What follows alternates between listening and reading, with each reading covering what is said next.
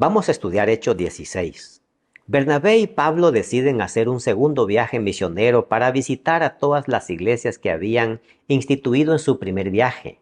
Bernabé quería llevar consigo a Juan Marcos, pero a Pablo no le parecía bien llevarlo puesto que él se había apartado de ellos en el primer viaje.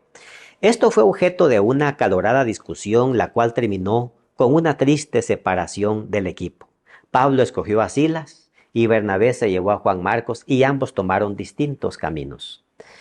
Vemos a un Bernabé dispuesto a dar una segunda oportunidad a Juan Marcos, oportunidad que valió la pena porque este joven se convirtió en un tremendo misionero y fue quien después escribió el evangelio que lleva su nombre, Marcos. Todos pasamos por momentos de desánimo en la vida, como este joven, pero todos necesitamos una segunda oportunidad como él. Es importante que existan hoy Bernabés que perciban la necesidad de preparar y capacitar con paciencia a jóvenes para el ministerio. Más tarde Pablo cambió su opinión con respecto a Marcos. Con el tiempo volvieron a trabajar juntos. Y cuando Pablo estaba preso en Roma, por supuesto ya anciano, él pidió que Marcos fuera donde estaba él. Los grandes líderes como Pablo también se equivocan, pero también saben reconocer sus errores y corregirlos. Y para que la iglesia no sea afectada, lo mejor siempre es ser sinceros y honestos con Dios y con los demás. Bernabé y Juan Marcos viajaron por agua a Chipre. En cambio, Pablo pues se fue a su segundo viaje misionero con Silas. Por tierra llegaron a distintos lugares como vemos acá. En Listra, de nuevo, Pablo encuentra allí un joven.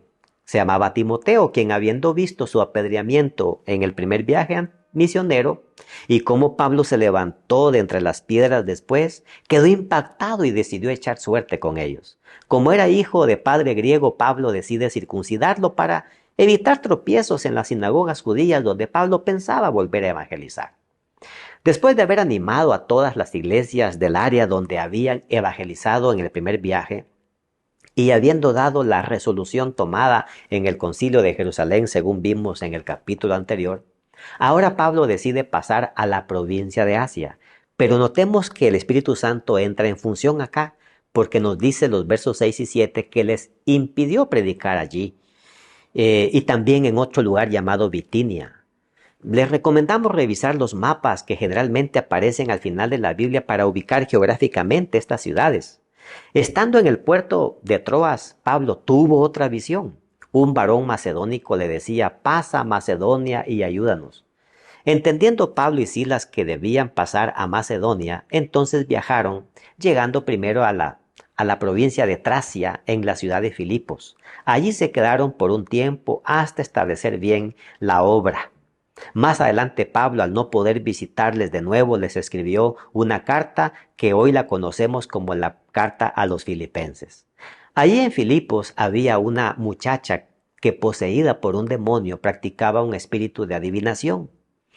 En término de varios días, incomodó a Pablo, quien, habiéndole reprendido el mal espíritu que tenía, salió de ella, y a ella no podía seguir adivinando. Y esto trajo enojo a sus amos, por lo que prendieron a Pablo y a Silas y los llevaron a las autoridades denunciándolos.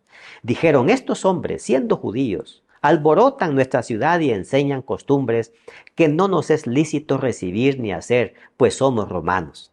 Nos dice acá el capítulo que se agolpó el pueblo contra ellos y los magistrados, rasgándoles las ropas, ordenaron azotarlos con varas, y después de haberlos azotado mucho, los echaron en la cárcel, mandando al carcelero que los guardara con seguridad, el cual, al recibir esta orden, los metió en el calabozo del fondo y ahí los aseguró en el cepo, y los pies quedaron fijos, y ahí estaba Pablo y Silas. Pero esto produjo un resultado interesante. Un gran milagro se llevó a cabo en la cárcel, que produjo la conversión del carcelero.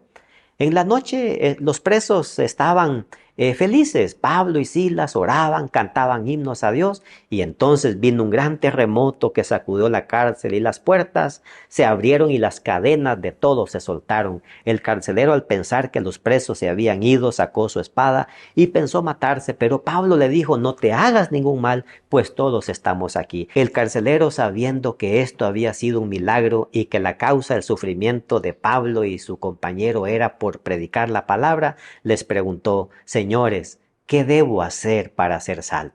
Este hombre terminó convirtiéndose al Evangelio por su familia, y así fue como la obra avanzaba y se fortalecía con el ministerio de los misioneros. Pidamos al Señor que ponga en nosotros el espíritu de estos misioneros.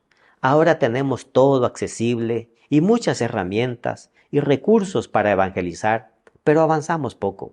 Pablo se convirtió en un fundador y plantador de iglesias, y de ciudad en ciudad la luz del Evangelio se iba encendiendo. Pasaban dificultades, encontraban oposición por el camino. Sin embargo, no se detuvieron jamás hasta terminar la parte que Dios les había pedido.